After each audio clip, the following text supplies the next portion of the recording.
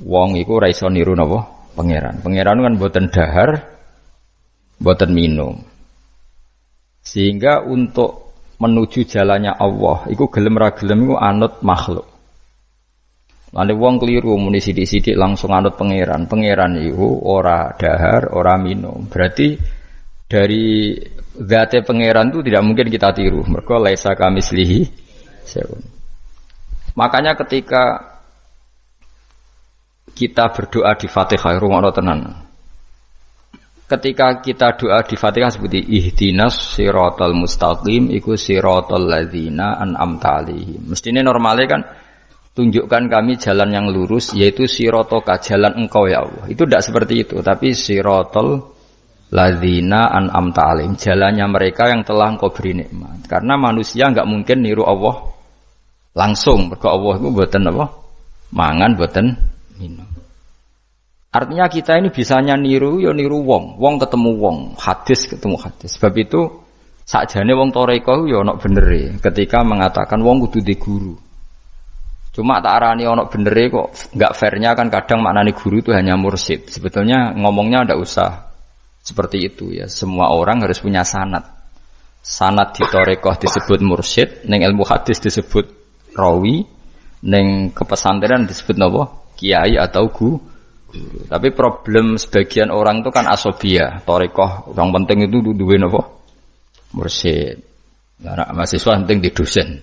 Karena apa? Itu tadi rungokno tenan, awas kena salah. Orang itu ndak bisa niru Allah, sing iso ditiru padha-padha manusa melane ihdinas siratal mustaqim siratal ladzina an'amta.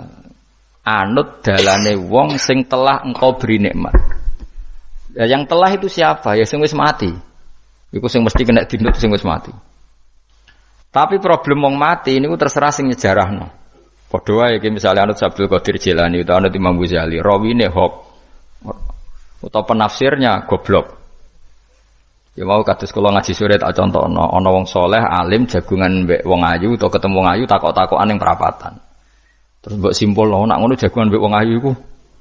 Lha kan goblok banget. Padahal iso wae wong iki faktor tangga sehingga ngregani utawa kebetulan cawe dak mau takok bab haid. Gelem ra gelem kan kudu dijawab. Dan kesunatane jawab pancen ning perapatan, nek ning omah rapati sunat. Tak jamin secara fikih.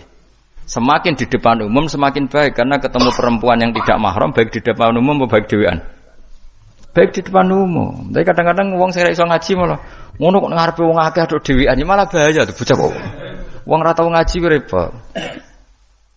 Makanya kiai-kiai itu nak nyemak mbak-mbak itu rata-rata malah di depan umum. Memang bagus di depan umum kalau ketemu orang yang tidak mahram. Mereka pikirannya wong ra macam-macam. Pantangannya seperti dawuh Nabi la yakhluwanna rajulun bimra'atin. Tidak boleh orang persepen. Ya dadi kan ati tangga ayu, nak ben jagongan ku depan umum. Ben ra macam-macam. Nak kono gelem lho. Mestine ora gelem jagongan wek cah elek. Tapi kadang orang berpikir, ojo ngarepe wong akeh mari ditiru.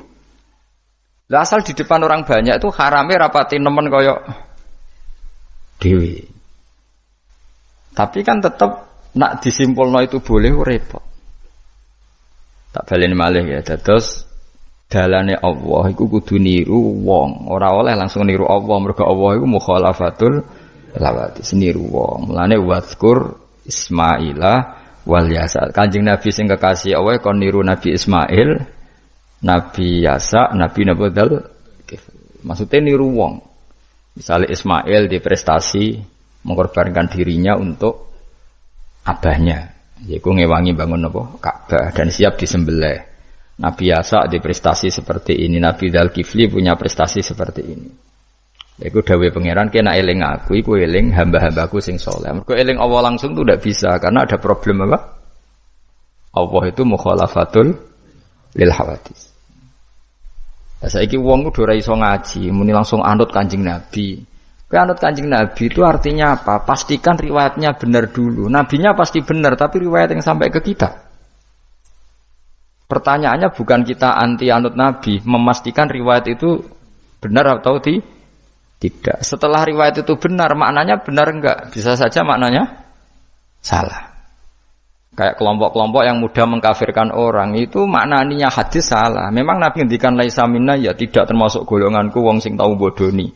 Tapi maksudnya Nabi ya dalam konteks itu tidak termasuk golonganku. Bukan berarti dia sama sekali tidak termasuk umatnya Kanjeng Nabi. Karena dalam banyak hadis Nabi ngendikan syafaati li ahlil kabair min ummati. Umatku sing tahu dosa lah berhak mendapat syafaat. Andai kan orang yang pernah bodoni langsung enggak umatnya Nabi, berarti menjadi kafir. Nanti dari hadis ya laisa minna. Ora termasuk golonganku wong sing nate bodoni man ghasyana. Banyak kalau nuruti itu banyak, tidak termasuk golonganku sing bodoni, termasuk golonganku yang itu kan banyak yang dicap Nabi enggak. Riwayatnya benar tapi pemaknanya salah. Makanya ada pepatah masyhur itu kalau dalam tradisi ulama itu, laula murabbi lama arafna rabbi, walau lal ulama lama arafnal am. Iya, laula murabbi umpama ora ana sing didik aku, lama arafna rabbi. Kita ndak akan ngerti Tuhan ingsun. Ya, jadi misalnya kowe urip ning alas, gak ana guru, gak ana apa, rom yo wit iki pahit, wit iki manis. Nah, banyu iku nyegerno kan ngono-ngono tok. Kowe roh pangeran kok ndi saja. Wah, saya belajar filsafat sendiri. Maling rom kidang mbok bedak, roh celeng mbok bedak. Jenenge ra ono siapa-siapa. Mulane laula murabbi lama arafna rabbi. Jadi kita tahu Allah barokah para murabbi, wong sing didik. Sehingga hubungan kita dengan Allah itu ya nurut sing didik. Ya jenenge laula murabbi lama arafna Rabbi. Terus nomor loro walau lal ulama lama arafnal anbiya. Andai kan ndak ada ulama, kita juga agak ngerti Nabi. Kowe kok sithik-sithik sunah Rasul hadis sing nerangno sapa? Misale ki ngerti Nabi ku nak sujud. Iku ngene, kowe jare sapa?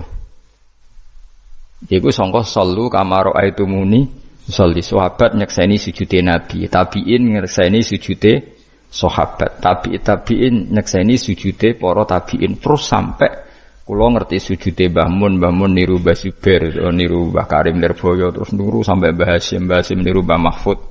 Mbah Mahfud niru sing aran Anatut Talibin Nabi Bakar Sato.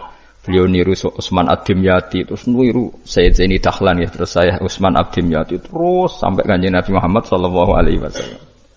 Mulane walau lal isnad laqala man sa'a mas. Andekan tanpa sanad, maka orang akan ngomong sekena. Karena itu agama. Sehingga Allah orang ngendikan ihdinas siratal mustaqim siratoka, tapi ngendikane siratal ladzina. Kita harus ngikuti orang. Orang itu siapa yang bisa diikuti? An'amta alaihim, yang telah engkau beri nikmat. Lah saiki wong udah ora ngerti ngaji ngene iku. Pokoke anut Nabi. Karena kalau anut Nabi secara 100%, misalnya ke sisa niru nyun sewu, misalnya sisa niru hal tertentu. Sesuai nak serampangan, saiki sampe nak bedheki. Kowe saiki misale wis iso niru Nabi salat qobliyah. Wis qobliyah niru Nabi, cingkrange wis anut Nabi. Wis misale, terus badiae wis niru Nabi. Nanti kalau agama itu ndak ada riwayat. Nabi uripe ning Mekah Madinah, kenapa kamu ndak urip ning Mekah Madinah? Misalnya pertanyaannya seperti itu. Maka yang ini terus panjang. Nah, memperdebatkan seperti ini itu tidak ada dulu ulama. Mulai dulu enggak ada memperdebatkan seperti ini. Karena ulama lah yang tahu cara pandang usul fikih ini. Nabi ketika nempat di Madinah itu jenenge waqi'atu ainin, satu fakta. Sementara Nabi nak nasrul Islam itu misi. Saya ulang lagi ya, Nabi nempat di Madinah namanya waqi'atu ainin, satu fakta. Tapi Nabi nasrul Islam, menyebarkan Islam itu satu misi, satu himmah, satu cita-cita. Sehingga kalau ulama ditanya, kamu hidup di Madinah tapi enggak bisa menyebarkan Islam, dengan hidup di Uni Soviet tapi menyebarkan Islam, milih mana? Sehingga Sayyidina Ali karramallahu wajhah itu milih pindah ke Najaf, ke Irak. Karena beliau menganggap Madinah sudah cukup aman Islamnya, aman peradabannya. Beliau ingin menyebarkan Islam dibawa ke mana? Kufah, yaitu tenggene Najaf. Nah, tapi enggak bisa kamu katakan Sayyidina Ali enggak niru Nabi. Nabi urip nang Madinah kok dekne pindah. Pindah putih? Irak. Tapi karena pertanyaannya bisa dibalik. Nak tetap ning Madinah, cara wong Jawa nguyai segara tahsilul hasil. Karena mendakwai sesuatu yang sudah jalan. Tapi kalau ke Irak menyebarkan agama. Waktu galeng ini, nak kue neng Papua, aku nggak masjid sebagai pendiri. Tapi nak kue neng kota, ngurmat masjid itu untuk opah, milih nanti. Cara gue golek ridane pangeran. Nah, misalnya seperti itu. Jadi ulama usul fikih yang tahu duduk perkaranya. Ya sudah, kita harus mengikuti ulama. Karena dia yang tahu, beliau-beliau ini yang tahu cara pandang. Mulane laulal ulama, lama arafnal ambiya. Dulu ketika era murni itu orang sedekah itu biasa, mesti diterima. Hadiah ya biasa mesti diterima. Tapi ketika era Umar bin Abdul Aziz, beliau jadi khalifah, dulu seperti itu namanya sedekah, sekarang suap. Semenjak itu ada aturan baru, kalau orang sedang jabat, kok dikasih hadiah orang berperkara itu enggak boleh, karena potensinya. Dulu enggak kebayang ada suap itu, karena orang kalau ngasih ya ikhlas, bahkan diterima itu sudah senengnya bukan. Nah, saya gak salam tempel sidik ngatur kiai. Ngolen dolim. Terus jalukane ora aneh-aneh, ora sekedar ngundang pengajian, jaluk swarga. Amit-amit tenan. Justru iku mari ra swarga, wong salam tempel ngono kok jalukane apa? Jadi saya ulang lagi ya. Eling-eling makalah ulama, laula murabbi lama arafna rabbi, walau lal ulama lama arafnal anbiya. Karena kita butuh sanad. Kalau kamu tanpa sanad, maka membayangkan Islam itu sesuai yang kamu bayangkan tadi. Jadi misalnya kita bayangkan Nabi itu figur yang begini-begini. Padahal kadang Nabi itu figur yang secara ilmu soleh itu malah kadang gak iso nalar. Sing iso nalar itu ilmu yang riwayat. Misalnya gini, Nabi itu punya sisi unik. Kalau dahar itu di depan umum. Ya kadang sampai di luar di depan umum. Terus kalau memperlihatkan sebagai manusia itu ya diperlihatkan. Kenapa? Karena Nabi jadi Nabi itu setelah Nabi Isa. Nabi Isa karena begitu sempurna malah kecelakaan dianggap pangeran. Sehingga Nabi itu kalau dari itu di depan umum. Terus Nabi istrinya banyak. Karena untuk mempertegas bahwa Nabi itu tidak Tuhan. Karena ciri utama Tuhan itu tidak beristri, tidak beranak, tidak makan, tidak minum. Jadi kamane cara bahasa modern itu Nabi justru bikin kontra dengan Tuhan supaya kelihatan tidak sebagai Tuhan. Nak loro yo bangga, nak dahar yo bangga, nak ngombe yo bangga. Justru itu bagus. Itu di ranah ilmu. Tapi nak di ranah rasa kan seneng di panutan sing terkenale ra tau mangan. Terkenale ra tau ngombe. Kan kesane kan luweh keren. Tapi secara ilmu itu tidak bagus karena nanti ada potensi kecelakaan dianggap Tuhan. Itu contoh-contoh kecil. Jadi itu ilmu. Lalu yang tahu itu ya tak ulang lagi ulama. Justru Nabi ketika sakit, ketika dipanah ya luka, ketika diantemi wong kafir ya berdarah-darah. Itu bagus. Orang enggak perlu memitoskan Nabi itu orang yang misalnya nak dipanah ra tedas. Dibacok ra apa-apa. Iku gak Nabi pendekar jadi paham. Tapi ini secara ilmu dan sahabat gak pernah kecewa misalnya nyon sewu Nabi dipanah kok popo ya ora kecewa ya seneng ae. Karena mereka diajari Nabi aku itu gak pangeran.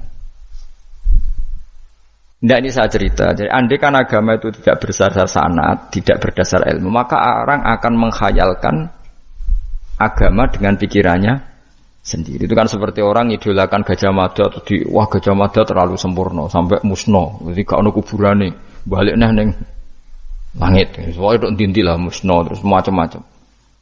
Nah, bayangkan kalau agama disepertikan itu, betapa bahayanya. Makanya agama itu butuh apa? Sanad. Karena sanad ini yang menjaga konstitusi apa? Agama. Makanya eling-elingin apa? Laulal ulama lama arafnal anbiya walau lamu rabbi lama arafna rabbi. Kita tidak pernah tahu Tuhan kecuali. Nah, maka guru ini posisinya kuat sekali. Saking kuatnya posisi guru, ya guru yang seperti ini sampai ada pepatah tadi man ta'allama bila sayhin fasehu setan. Orang belajar tanpa guru berarti gurunya itu setan. Karena ekstrimnya guru. Ekstrim. Orang tanpa guru itu. Nah, kemudian terus mulai ada dominasi. Orang toreko hanya nganggap itu mursyid. Mahasiswa yang ngajar itu dosen misalnya, terus di tradisi ilmu itu guru. Sebetulnya itu tidak itu semua, yaitu bagian dari itu, tapi tidak itu semua. Yang penting itu ada sanad. Sehingga cara pandang itu tadi, Nabi di Medina itu waqi'atu ainin, satu fakta sosial. Meskipun dengan segala Madinah, tetap itu satu fakta sosial. Buktinya zuriyahnya Rasulullah terbanyak hidup di Kufah. Mulai Sayyid alim-alim di Kufah, setelah itu pindah ke Yaman. Apakah pindah ke Yaman itu berarti meninggalkan tempat yang pernah disinggahi Rasulullah? Tidak seperti itu. Tapi ciri utama Nabi itu dakwah dan nasrul ilm. Dan yang butuh zaman itu Yaman ya ke Yaman, yang butuh itu ke Indonesia ya ke Indonesia. Nah, andai kan sunnah Rasul dimaknai secara sepihak, kudu urip ning Madinah. Berarti wong Islam sekali gak ning Madinah gak dianggap sunnah Rasul. Wah, kan terus panjang jadinya. Makanya terus ada ilmu, yaitu namanya usul fikih. Usul fikih itu yang ngatur itu semua, yang bisa nganalisis. Caranya gampang saja. Zaman Nabi Sugeng itu sudah nyuruh Sayyidina Ali ke Yaman, disuruh dakwah ke Yaman. Beberapa sahabat disuruh ke daerah-daerah terpencil. Artinya apa? Andai kan yang ditempati Nabi Madinah itu jadi sentral, harus orang di Madinah, Nabi tidak akan menyuruh orang keluar dari. Tapi nyatanya mereka disuruh keluar demi kepentingan dakwah. Berarti keluar dari Madinah itu bukan meninggalkan sunnah Rasul. Akhirnya terus jadi ilmu. Makanya terus dibedakan mana waqi'atu ainin, mana yang misi. Tentu didahulukan apa, misi atau himmah. Jadi itu harus ada ilmunya. Memang seperti itu. Misalnya termasuk yang paling terkenal saya contohkan berkali-kali. Nabi itu kalau sedekah ya pakai tamar. Kalau uang ya pakai dinar. Tapi ilmu kita tahu maknanya itu adalah alat tukar.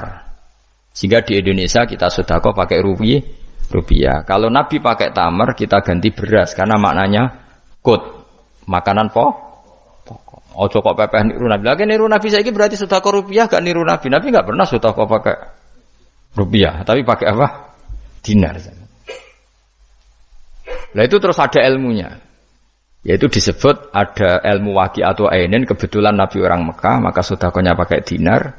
Di era itu orang Mekah seringnya dahar kurma. Terus itu semua dimaknani qut sama alat tukar apa? Qut sama alat tukar. Sekarang alat tukar rupiah ya berarti sedekahnya rupiah. Kalau zakatnya dulu makanan pokok di Mekah ya kita zakat pakai makanan pokok di Indonesia. Maknanya beras. Itu ya ulama lagi yang tahu itu ulama. Lan eling-eling ihdinas siratal mustaqim itu siratal ladzina, jalannya mereka yang telah engkau beri nikmat. Karena kalau langsung anut Allah anut apa? Anut Kanjeng Nabi misalnya, terus sanatnya gimana coba? Misalnya sholat madhep Ka'bah. Itu ya sudah kita anut Nabi, sholat itu madhep Ka'bah. Tapi zaman Nabi teng Madinah itu luas masjid Madinah itu sudah lebih dari luasnya Ka'bah. Eling-eling. Dina ana wong fanatik Ka'bah itu, fanatik presisi Ka'bah, itu rapati ngaji. Zaman Nabi Sugeng itu luas masjid Madinah itu sudah lebih luas ketimbang Ka'bah. Ka'bah itu hanya 18 kali 16 meter. Saya rungokno. 16 sampai 18 meter diameternya itu. Berarti kalau ingin kenceng Ka'bah, semua masjid harus luas maksimal itu 18 meter. Karena kalau masjid itu 50 meter, berarti ujung yang sana sama sana itu sudah tidak center Ka'bah. Kalau ingin center harus bentuk U. Loh iya kan? Kalau Ka'bah itu 18 meter, kalau ingin kenceng Ka'bah berarti masjid semua harus berapa luasnya? 18 meter. Nanti kalau 50 meter yang ujung sana sama ujung sana, bodoh Ethiopia, bodoh. Tapi zaman Nabi Sugeng, itu masjid di Medina itu sudah lebih luas ketimbang diameter. Itu menunjukkan bahwa madhep Ka'bah itu tidak harus persis Ka'bah untuk jarak yang jauh, cukup jihah. Jihah itu namanya arah. Ya terus seperti itu. Lagi-lagi laul ulama, lama arafnal anbiya. Kemudian nasah mansuh. Kalau sampean belajar textbook, Nabi Ibrahim bojone akeh, Nabi Dawud bojone akeh, Nabi Sulaiman apa meneh. Kowe langsung anut. Ya tidak bisa. Ulama yang tahu ini syariat yang sudah mansukhoh, sudah dihapus ketentuan. Ya begitu terus. Ngilangin najis ya begitu, terus ngelola anak ya begitu, semuanya. Terus ulama ngarang fikih detail itu, disebut kitab fikih itu. Ada Fathul Qorib, ada Fathul Mu'in. Jadi kamu tidak bisa berdiri sendiri memahami agama. Makanya laulal isnad laqala man sa'a masa. Andaikan tidak ada sanad, maka orang akan semau gue. Karena dia punya pikiran, kebetulan dia kiai, dianggap itu pikirannya Islam. Dia punya pikiran, kemudian dia mubalek pas acara Islam, dikira itu pikiran, padahal pikirannya, jika ada orang ngomong, kiai sekarang harus kaya, kalau nggak kaya nggak dihormati. Mana ada target Islam ingin dihormati? Itu satu kesalahan. Bilang harus kaya, mana ada di antara hukum fikih itu kaya itu harus. Mengharuskan sesuatu yang tidak wajib itu dosa besar. Ijabu malam wajib. Itu sudah salahnya kebanyakan. Terus target supaya dihormati. Mana ada target Islam orang yang ingin diridani Allah, ingin dihormati wong. Lucu menah kan itu mesti pikirannya sendiri. Tidak mungkin itu pikiran Islam. Ya dari ilang-ilang ya. Laulal isnad laqala man sa'a masa. Andai kan tidak ada sanad, maka orang mau ngomong apa saja ngomong. Terus dibutuhkan sanad. Termasuk hal-hal sing ekstrim itu juga butuh sanad. Misalnya ini contoh paling gampang. Ada dua orang saling bunuh, sama-sama mukmin, sama-sama bawa pedang tarung, terus yang satu terbunuh. Zaman Nabi Sugeng itu ngendikan al-qatil wal maqtul finnar, yang bunuh dan yang dibunuh di neraka. Buktinya zaman sahabat itu iskal itu janggal. Hadza al-qatil ya Rasulullah, fama balil maqtul. Oke, kalau yang terbunuh, yang membunuh masuk neraka saya sepakat ya Rasul. Tapi kalau yang dibunuh dosanya apa? Jawab Nabi, innahu kana harison ala qatli sahibi. Yang terbunuh sebetulnya mentalnya pembunuh, cuma nasibnya. Maka yang diukur Islam itu himmah, bukan nasib. Dia terbunuh itu fakta, tapi mentalnya pembunuh, sehingga dia harus masuk neraka karena mentalnya pembunuh. Nasibnya terbunuh, tapi mentalnya pembunuh, sehingga al-qatil wal maqtul finnar. Nah itu seperti itu. Kalau enggak kita pakai riwayat enggak bisa. Kita masih pakai logika yang qatil di neraka, yang maqtul di surga. Maka jangan-jangan kita di Indonesia bisa saja kita ini Islamnya luar biasa. Karena justru di Indonesia itu kita dakwah. Makanya di guyonan kiai terkenal itu. Ini kisah nyata tapi jadi guyonan, tapi nyata. Ada orang dari beberapa negara yang sudah tertib manajemen. Jadi imam masjid digaji, muadzinnya digaji. Bahkan sekedar muadzin itu bawa BMW kalau mau ke masjid. Singkat cerita si kiai-kiai ini, ulama-ulama internasional ini datang ke Indonesia di Surabaya pas itu tepatnya, bangga. Imam di sini dapat apa? Tidak dapat apa-apa. Betul nggak dapat dia nggak apa-apa. Imam akbarnya saja nggak dapat apa-apa. Wah mereka cerita, wah kalau di kita digaji gini. Karena negara sudah peduli sama imam masjid, sama imam musola gini. Nah, setelah dia bangga sama kiai Indonesia digojlok. Makanya kamu sholat terus ya, takut potong gaji. Itu kagetnya bukan main yang ulama-ulama internasional. Karena kalau satu bulan itu gajinya pas itu cerita 70 juta yang kelas timur tengah itu. Bisa kamu bayangkan berarti per sholat berapa ya? Kan satu sholat itu 5 ya. 5 kali 30 berapa? 150. Berarti per sholat nilainya sekitar 1 juta ya? 500 ribu ya? Berarti kalau nggak sholat 2 kali potong 1 juta. Oh pagetnya bukan main ketika digojlok ulama Indonesia. Makanya kamu sholat terus ya, takut potong. Sakurnya Indonesia khair, Indonesia bagus kan ya. Mergo ra usah napa? Rasa gaji. Meskipun ya mutang-mutung bolak-balik. Nah ini cerita, yaitu guyonan, tapi itu masuk akal. Jadi kita ini jangan, kadang-kadang kita ini merindukan Indonesia kayak negara-negara di sana yang imam masjid diapresiasi oleh negara, muadzin diapresiasi, itu oke. Mungkin pada sisi negaranya bagus karena ngurus orang-orang soleh. Di sisi orang solehnya yang masalah karena mengganggu ikhlas. Jadi kalau wong kiai disuwani wong ayuhin, wong ayune delok kiai jari ibadah, kiai ini sing masalah nek delok terus. Jadi ya jari delok wong alim kan ibadah, sing masalah sing wah repot deh. Ya kayak tadi, negara berbuat baik sama kiai, misalnya kiai digaji gini, negaranya baik karena ngurmat kiai, tapi kiai tergantung gaji ini yang mulai masalah. Itu yang tahu ulama, lagi-lagi ulama. Makanya saya itu sama ulama itu hormatnya Masya Allah. Saya itu dulu Mbah Mun itu tidak pati suka sama apa-apa di manajemen. Termasuk saya dulu pernah tanya, kenapa beliau kurang suka misalnya yatim piatu dititipkan di satu manajemen. Jawabnya Mbak Mun itu lucu. Aku kepengen wong anut hukume pangeran, misalnya yatim ya kewajibannya ning keluarga. Ngono iku ngelatih wong lali kewajibane. Ya ngelatih orang lali kewajiban. Jadi misalnya saya punya kakak meninggal, anaknya misalnya yatim, atau punya adik meninggal, anaknya yatim.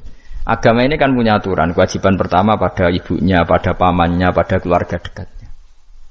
Tapi lalu era modern itu, tentu yang bikin yayasan yatim piatu itu bagus, karena niatnya menampung yatim piatu. Oke, itu bagus, niat yang bagus. Problemnya di keluarga yatim tadi.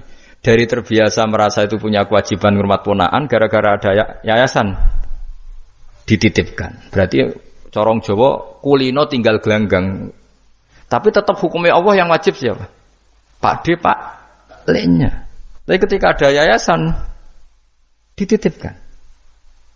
Makanya kadang ada kebaikan itu bagus di yang bikin karena niatnya baik, tapi tidak bagus untuk yang kita. Karena terus nanti orang itu terbiasa meninggalkan apa? Kewajiban. Lalu itu bahaya. Kalau ini begini terus itu bahaya. Bahayanya tadi. Coba kalau dia di rumah keluarga, taruh saja gini. Punya Pak D 3, yang peduli 1 saja. Itu sudah kayak anaknya sendiri. Plus ada rasa, namanya sama ponaan itu ada rasa. Belum ada misanan, minduan, tetangga. Kira-kira dapat limpahan kasih sayangnya banyak mana daripada di yayasan? Banyak di keluar. Meskipun yayasan itu ya bagus, tapi tetap tadi nggak boleh orang itu meninggalkan apa? Kewajiban. Itu cara berpikir ulama. Orang harus dilatih tanggung jawab terhadap kewajibannya sendiri. Makanya tadi ya, jadi pepatahnya itu. Tapi tetap yayasan itu baik. Tapi problemnya tadi, terus wong kulino tinggal gelanggang di Jawa. Profesi yo gitu. Misalnya ben pinter di pondokno. Sebetulnya al-madrasatul ula itu ibu. Anak mbok pondokno sekira tanggung jawab. Sebetulnya pelajaran pertama dari anak adalah perilaku orang enak terus pondokno pas rano kiai. Mun yai kula pas ra bongkokan anak kula dadekne wong saleh. Piye karepe sing di anak iku sapa? Percontohan anak itu pertama orang tua. Tapi saiki nah kiai ini apa? Gawe lembaga pendidikan ben orang bisa belajar. Wong tuane sing kewaco. Terus ora tanggung. Makanya lucu kan akhirnya kiai itu sakake didik santri seneng akhirat mulai diwari kedunyan meneh mbek wong tuane. Dadi anggere mulai kambuh. Mondok apik neh kok mulai. Karena tadi. Ya saya ulang lagi ya. Jadi Allah itu layak kulu walayanamu walayasrob. Allah itu enggak tidur, enggak makan, enggak minum, sehingga enggak bisa ditiru. Yang bisa ditiru itu sesama manusia. Mulane wazkur Ismaila wal yasa wadal kifal nabo ihdinas siratal mustaqim siratal ladzina an'amta alaihim. Maka ketika kita nanti masuk surga, tu faulaika ma'al ladzina an'ama Allahu alaihim minan nabiyyin wasiddiqin wasyuhada'i wassalihin wa hasuna ulaika rafiqo. Jadi enggak bisa kamu soleh sendiri itu enggak bisa. Karena kalau soleh sendiri pasti dipimpin khayal, itu tak jamin pasti dipimpin apa? Khayal. Sehingga harus ada sanad. Makanya laulal isnad laqala man sa'a ma sa'a. Andai kan enggak ada sanad, maka orang mau ngomong apa saja diomongkan. Makanya kita butuh napa? Butuh sanad. Kalau terusakan ya. Terus nanti Rabbus samawati wa ma min ilahin illallahul wahidul qahar. Rabbus samawati. Pangeran iku sing pangerani pira-pira langit wal ardi lan bumi, wa malan perkara benahuma antarane samawat lan ardh. Al azizu turdat sing menangan, al ghalibu sing kang menangan ala amri. Ing atase urusane Allah. Al ghafaru kang akeh nyepurane li auliyaihi maring pira-pira kekasih Allah. Kul ngucap sira Muhammad lahum maring para kafir Mekah zaman iku huwa nabaun azim. Huwa utawi iki iku nabaun azim. Huwa utawi ikilah Quran misalnya. Huwa utawi ikilah Quran iku nabaun cerita azimun kang gedhe. Antum kang utawi sira kabeh andu saking Quran iku muriduna iku mengo kabeh. Ail Quran itu kesete Quran radi kang ambak tukang cerita ingsun kum ing sira kabeh fi iklan tadi. Wajib tu lan teko ingsun kum ing sira kabeh. Fihi napa bihin? wajib tukum fihi wajib tulan nekan ingsun kung sira kabeh dalam Quran bima lan perkara la ya'lamu kang ora den kinawri apa ma ila biwahyin wa wa qauluhu ma kana liyamin ilmin bil malil ala iku nabaun azim ku cerita yang besar maka ora ana iku liya kedingsun min ilmin saking pengetahuan bil malil ala kelawan percakapane malaikat papan atas dari malaikati idyaqtasimu nalikane berdebat sapa ngake fisani Adam ing dalam masalah Nabi Adam hina qala wa ta'ala inni ja'ilun fil ardi khalifah in huwa ora ana utai kabeh iku in iyuha ilayya maka nal yamin ilmin bil malaila ala idyaqtasimun iyuha ma yuha tegese ora den wahyu ana ilayya maring sunapa illa annama kecuali sak temne ingsun nazirun iku wong sing ngekeki peringatan mubinun kang jelas oleh ngekeki peringatan bayinul ingdar tegese banget oleh ngekeki peringatan waskuran ilinga sira iskola nalikane dawa sapa rabbuka pangeran sira lil malaikati maring malaikat inni khaliqum basaram mintin inni sak temne ingsun khaliqun dat sing gawe ingsun gawe basaron ing manusa mintine sange lemah wa utawi basar iku adamu adam faida sawaituhu mongko nalikane wis nyempurnana ingsun hu ing Adam atmam tu tegese nyempurnana ingsun hu ing Adam wa nafakhtu lan yub ingsun ajra itu tegese melakoni ingsun fi ing dalam Adam min ruhi sanging roh gawean ingsun wa namanani sanut kula man min ruhi sanging roh gawean ingsun ora bermaknane min ruhi sanging roh ingsun berarti Adam ditiup ruhi Allah terus di Adam ada ruhi Allah kuwi dadi setengah Nasrani kuwi dadi Roh Kudus iki dadi mulane repot. Jadi nak mana ni sanut aku wes. Pokoke min ruhi sanging roh sing digawe ingsun ya rada bulet men. Fasara mengko dadi sapa Adam khayan dadi urip. Nah. Wa idhafatur roh utahe ngidhofano lafat roh ilahi maring min ruhi ku tasrifun mung ngekeki penghormatan di Adam maring Adam.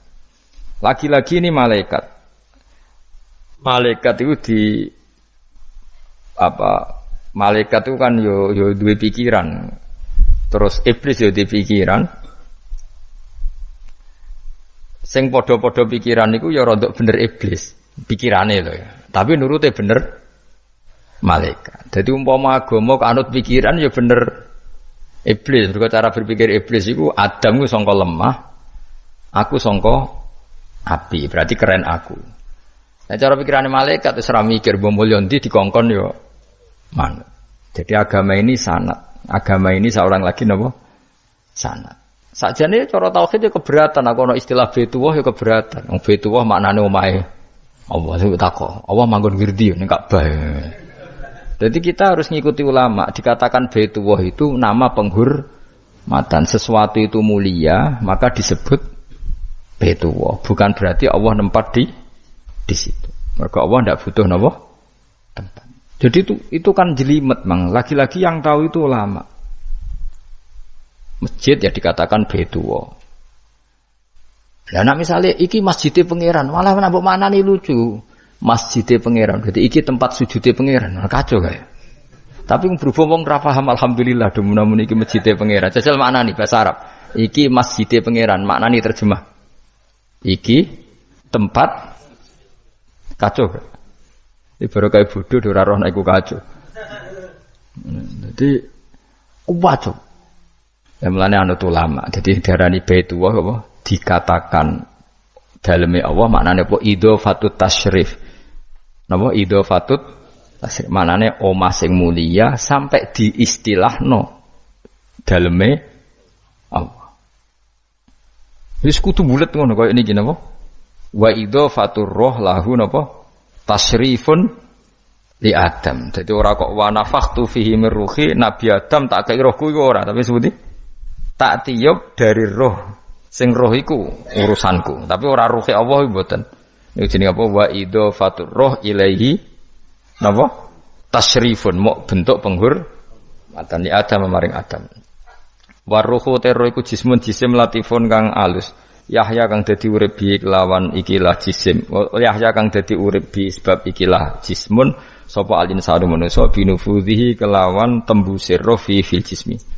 Faqo mongko napa njungkel sira kabeh lahu maring Adam sajidina hale sujud kabeh. Sujud tahiyatin kelan sujud penghormatan. Keyakinan Imam Suyuti nu bil infinai mok kelawan diluk. Di Imam Suyuti ya rada unik. Jadi pikiran Imam Suyuti itu, tapi itu tidak disepakati ahli tafsir. Ketika Adam diciptakan itu, ayo sujud, hanya diluk gini. Jadi tidak sampai sujud kayak sholat, itu pikiran Imam Suyuti. Karena Imam Suyuti itu masih meyakini sujud yang kayak sholat itu mukhtasun lillah, hanya untuk Allah. Itu pikiran Imam Suyuti. Makanya beliau menafsirkan sujud itu hanya diluk. Tapi nak cara Senawi Banten umumnya ulama mengatakan ya nak malaikat itu sampai sujud kayak sholat. Tapi bukan niat sujud ke Adam, tapi karena itu perintah Allah. Jadi hakikatnya sujud kepada perintahnya Allah, bukan ke makhluk yang bernama Adam.